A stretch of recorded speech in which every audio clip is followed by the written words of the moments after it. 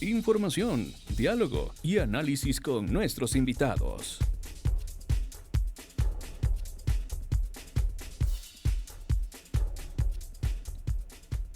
Son ya las 7 de la mañana con 21 minutos, amigos. 7 de la mañana con 21 minutos y dábamos cuenta hace algunas notas que compartíamos con ustedes de la noticia ocurrida el día de ayer en la Asamblea Nacional. Con 84 votos a favor, Esteban Torres se convirtió en el nuevo primer vicepresidente de la Asamblea Nacional. Él se pertenece a las filas del bloque de ADN, el bloque oficialista en el Parlamento, y lo que se ve venir en las siguientes semanas es que él sea quien asuma la conducción del Parlamento como presidente encargado o subrogante una vez que Michelle Mancheno salga con licencia de maternidad. Michelle Mancheno es ahora la nueva titular del Legislativo tras la renuncia de Nils Olsen, que ha dejado hasta la fecha la conducción del Legislativo por parte de Nils Olsen precisamente. ¿Y cuáles son las proyecciones de aquí en más con estos cambios que se tuvieron que dar al interior del Parlamento? Se lo consultamos esta mañana a Roger Celi, quien es coordinador del Observatorio Legislativo. Roger, muy buenos días, bienvenido. Muy buenos días, Belkis. Un saludo también para la audiencia de Meco Radio. No sé si podemos, Roger, gracias por estar con nosotros esta mañana, hacer un breve balance y qué es lo que ha podido mirar justamente el Observatorio Legislativo respecto de la conducción del Parlamento ecuatoriano hasta este punto, hasta este momento en el que nos encontramos actualmente. Bueno, hay muchas cosas que mencionar. Yo creo que una de las más importantes es, más allá de los políticos que están de paso y ahora están de paso de forma muy breve, la Asamblea Nacional, como ustedes saben, ha tenido cambios en su presidencia en un año en promedio. No han durado los 2 años que debe durar una presidencia de la legislatura. Antes, en el marco de la transición de la muerte cruzada y ahora también. En ese sentido, yo diría que la Asamblea Nacional es una institución con una política de Estado, porque la Asamblea Nacional también trabaja o debería trabajar en política de Estado. Es inestable, no se sabe cuál realmente es la agenda que se está planteando al respecto de cuál es el marco jurídico en materia de economía, por ejemplo, cuál es el marco jurídico en materia de derechos, así como en materia de desarrollo. Es la Asamblea, pues, la que tramita proyectos de ley urgentes, en su mayoría, la Asamblea que no fiscaliza y la Asamblea que protege en muchísimos temas de corrupción, incluso de falta a la ética pública. Eso nos hace pensar, y con esto termino esta parte, que tal vez en este año la Asamblea perdió el propósito parlamentario, es decir, ese propósito de ser un contrapeso ante el Poder Ejecutivo. Creo que lo vimos en materia de fiscalización, lo vimos en la legislación, sin mayor deliberación, pues pasaron las leyes, y yo siempre pongo de ejemplo, por ejemplo, la ley de GATS. La ley de GATS pues, fue una ley que impactó a los gobiernos autónomos descentralizados, pero creo que fue nula la participación de los destinatarios de la norma. Entonces, yo diría que ya hay un nuevo presidente de la legislatura, considerando las posibilidades que hay en torno a que Michelle Mancheno se quede ejerciendo la presidencia. Y en esa línea, ojalá y esa posición política frente a la democracia vaya mejorando. Roger, ¿cómo lograr un equilibrio entre cumplir su deber ser, me refiero a la Asamblea Nacional, y su deber ser de legislar y fiscalizar, y esta coordinación que siempre se demanda de alguna manera debe haber, en este caso con el Ejecutivo, sin que esto quiera decir que exista una interferencia entre funciones, pero un mínimo al menos de coordinación precisamente para ejecutar todos aquellos proyectos que un poco puedan ir de la mano también con el cumplimiento de los objetivos del gobierno nacional. ¿Cómo lograr un equilibrio en esto y no caer en lo antes descrito por usted, precisamente? Y estas deudas que se asumen deja ahora mismo la tarea de la Asamblea Nacional. Bueno, yo creo que es volver a lo básico. Lo básico es, por ejemplo, en democracia. Y claro, usted dice el deber ser, y yo creo que actualmente es el mínimo que deberíamos exigir los ecuatorianos. Nos hemos acostumbrado a que el máximo sea el mínimo democrático y por eso ha resultado ser inalcanzable en los últimos años. Pero en todo caso, volver a lo básico implica que, por ejemplo, veamos qué es lo que ocurre con el Plan Nacional de Desarrollo. Es un plan que es útil para el Estado ecuatoriano, porque yo le debo decir, Belkis, y no sé si usted coincide conmigo, los planes de gobierno son cualquier cosa. Yo no sé si los partidos políticos están evaluando los planes que presentaron en función de lo que están haciendo. Y no digo solo de ADN, la Revolución Ciudadana también, Pachacutic, Ujú. los independientes, tuvieron planes de trabajo y realmente lo que se observa en la legislatura ecuatoriana no es una agenda de partidos políticos, es una agenda del presidente Daniel Noboa. Y ya, para de contar. Entonces, si es que personificamos la política, si es que no vemos más allá de un gobierno, no pensamos a mediano y largo plazo como Estado, creo que pueden pasar los años y este país no tendrá una carta de presentación frente a la comunidad internacional y mucho menos frente a sus ciudadanos al respecto de lo que estamos construyendo como sociedad.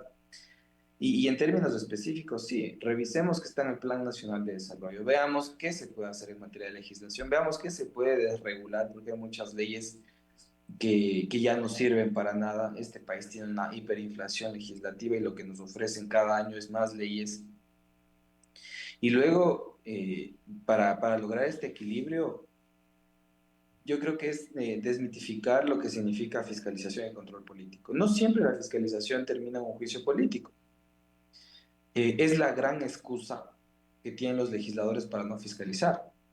Pero sí pueden fiscalizar, por supuesto que pueden pedir información y hacer el seguimiento mensual, trimestral, anual, ojalá, de políticas tan sensibles como la política de salud y diálisis, como la política de cáncer, como la política, no sé, de violencia de género.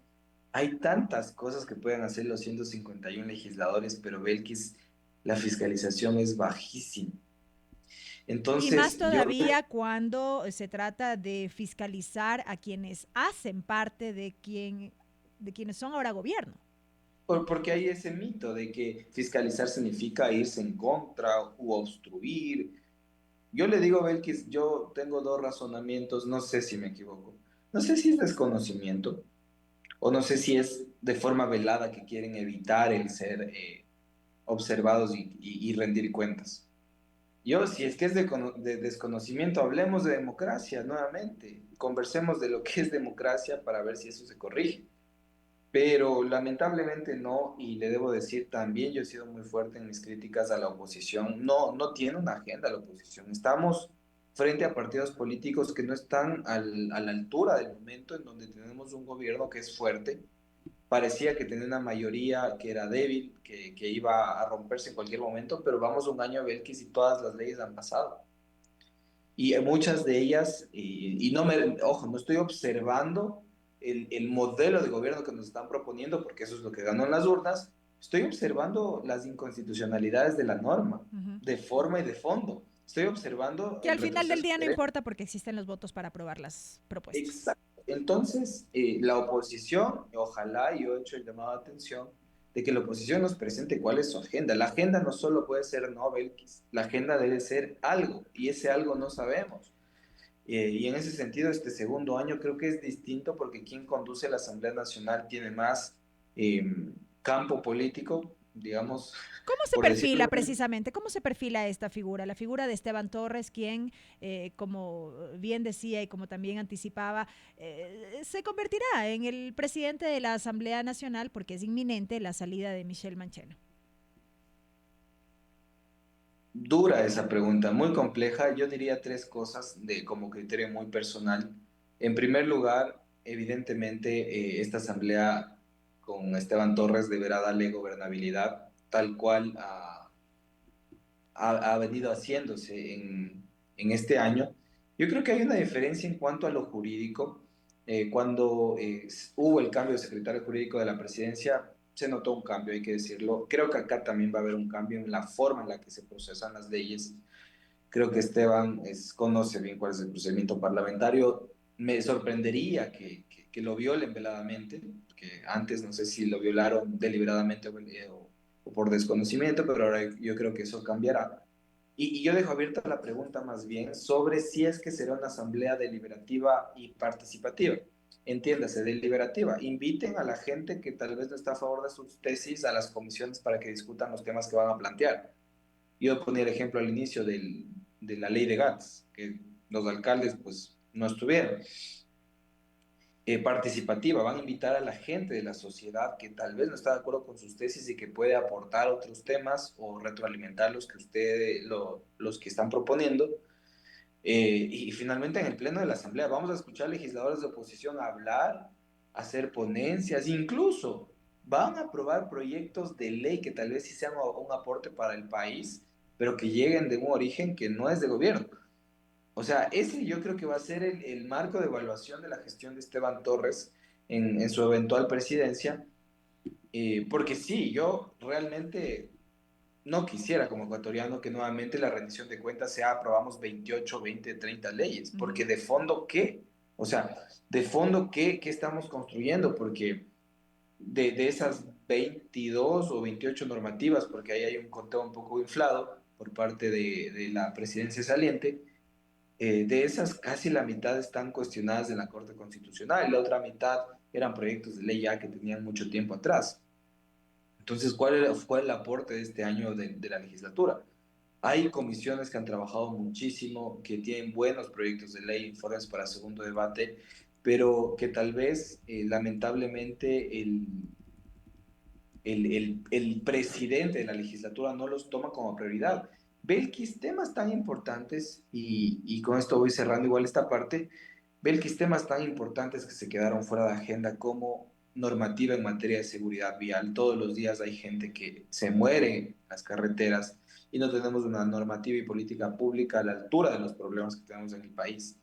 Un código de la salud que no llega, un código de la niñez y adolescencia, leyes de anticorrupción, de prevención de conflictos de interés, e incluso Belkis, para que se dé una idea de lo mal que estamos en lo prioritario, no hay una ley de fijación de límites territoriales internos del país. Por eso este país podría entrar en serios conflictos internos, porque no existe una normativa de ese tipo tampoco.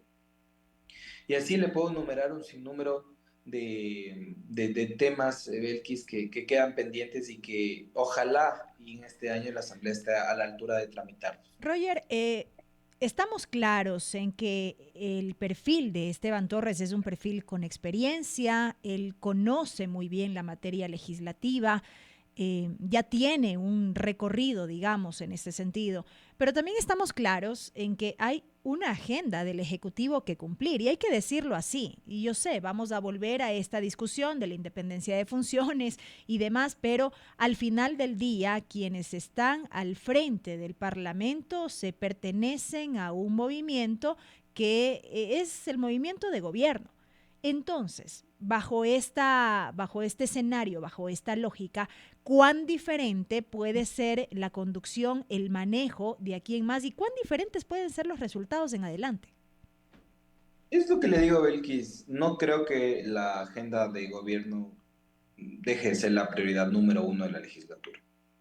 Pero yo lo que digo es, al menos considerando que eso en la realpolitik va a ocurrir, yo quisiera que también haya una agenda de la Asamblea Nacional, una agenda parlamentaria propia.